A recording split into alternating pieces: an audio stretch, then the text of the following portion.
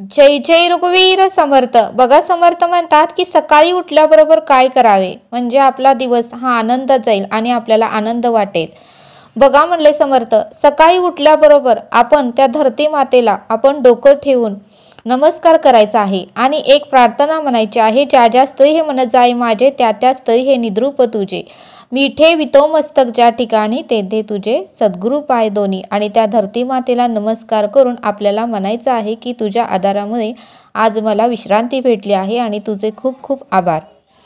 आणि बघा नंतर आपल्याला देवघरात जायचं आहे आणि देवाची मूर्ती आपल्या डोळे भरून पाहायची आहे.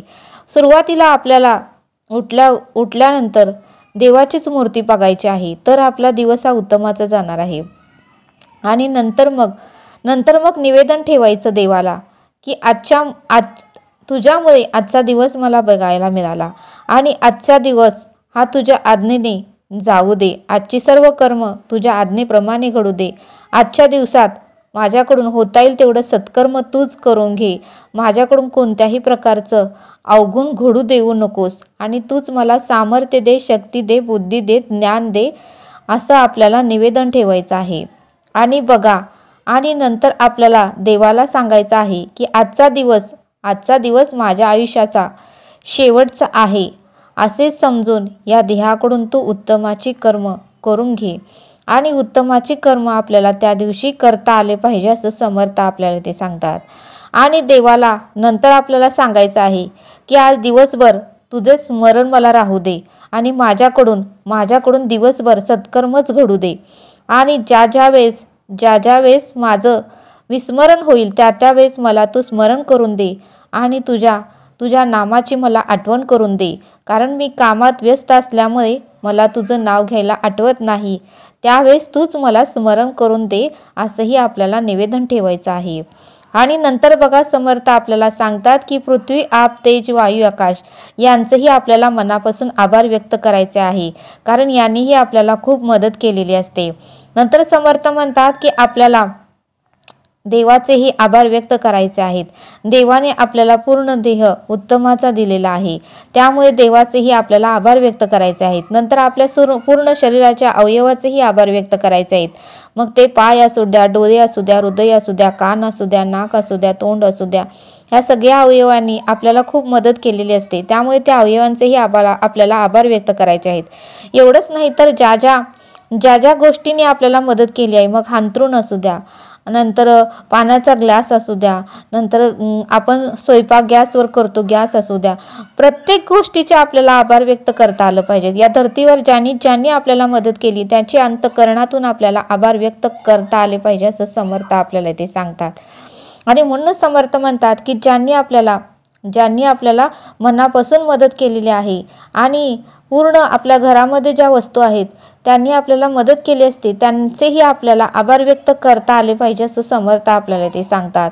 आणि समर्थ म्हणतात की दिवसभर या देहाकडून नामस्मरणच घडू दे आणि ईश्वराचं नामस्मरणच या देहाकडून घडू दे असे या देवाला आपल्याला निवेदन ठेवता आलं पाहिजे. कारण नामस्मरण केलं तरच आपल्या भोवती सुरक्षा कवच निर्माण होईल आणि आपल्याला कलिकालाचं भय राहणार नाही तसं समर्थ आपल्याला ते सांगतात. आणि म्हणूनच त्या भगवंताचं नामस्मरण करून आणि भगवंताला निवेदन ठेवूनच आपल्याला कामासाठी बाहेर पडता आलं पाहिजे. हे भगवंता, मी कामासाठी बाहेर जात आहे, उत्तम तू मला बाहेर ने आणि उत्तमाचं तू मला घरी आण. आणि घरी आणल्यानंतरही देवाला निवेदन ठेवता आलं पाहिजे की हे भगवंता, तुझ्यामुळे मी घरी आलो आणि निवेदनाची पूर्तता झाली आणि आजचा दिवस सत्कर्मात गेला असं आपल्याला निवेदन ठेवता आलं पाहिजे.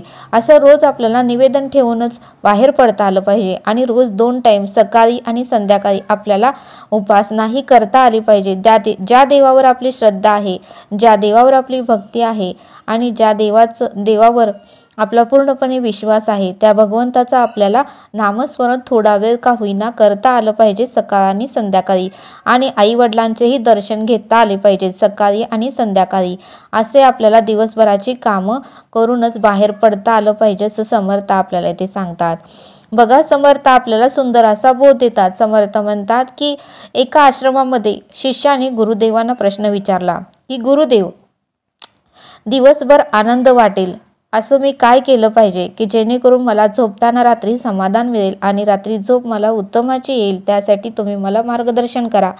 त्यावेळेस गुरुदेव म्हणाले फक्त मी तुला एक गोष्ट सांगतो, ती तू शेवटच्या श्वासापर्यंत ती तू लक्षात ठेवली पाहिजे. त्यावेळेस ते शिष्य म्हणाले, गुरुदेव सांगा. त्यावेळेस गुरुदेव म्हणाले, जर आपल्याला दिवसभर आनंद व्हावा असं वाटत असेल तर तू एक गोष्ट लक्षात ठेव की कोणाचीही थोडीसुद्धा निंदा करू नको आणि कधीही रागाला जाऊ नको, कधीही रागराग करू नको, कोणाचंही मन दुखवू नको, कधीही कोणत्या गोष्टीसाठी अहंकार बाळगू नको. सर्वांशी तू नम्रतेने वाग, होता येईल तेवढी इतरांची मदत कर, इतरांचा आशीर्वाद घे आणि सत्कर्म कर आणि तुझ्याकडून जे काही आर्थिक मदत होईल तेवढी इतरांना कर. आणि आर्थिकची जर अडचण असेल तर अनेक मार्गाने आपण इतरांना मदत करू शकतो. आपल्याकडे जे ज्ञान आहे ते ज्ञान देऊ शकतो इतरांची आपण सेवा करू शकतो. मंदिरात जाऊन मंदिरातला परिसर असतो तिथलीही आपण सेवा करू शकतो. जे वयस्कर आजी आजोबा आहेत त्यांना काय आवश्यकता असेल तर त्यांनाही आपण मदत करू शकतो. आणि मग बघ, असं जर तू नेहमी केलं तर खरंच तुला दिवस हा आनंदात जाईल आणि रात्री ही झोप तुला सुख समाधानाने येईल. फक्त एक गोष्ट लक्षात ठेव, कोणाचाही तळतळ घेऊ नको, वाईट मार्गाने पैसा कमवू नको आणि कोणावरही रागराग करू नको आणि कोणाचीही निंदा करू नको. फक्त तू सन्मार्गाने आणि प्रामाणिकपणे जीवन जग. भले तुला श्रीमंत व्हायला वेळ लागेल, पण जो पैसा तू कमवतो तो तुला शेवटपर्यंत दुःख आणि त्रास देणार नाही आणि तुला कोणत्याही प्रकारचा आजार होणार नाही.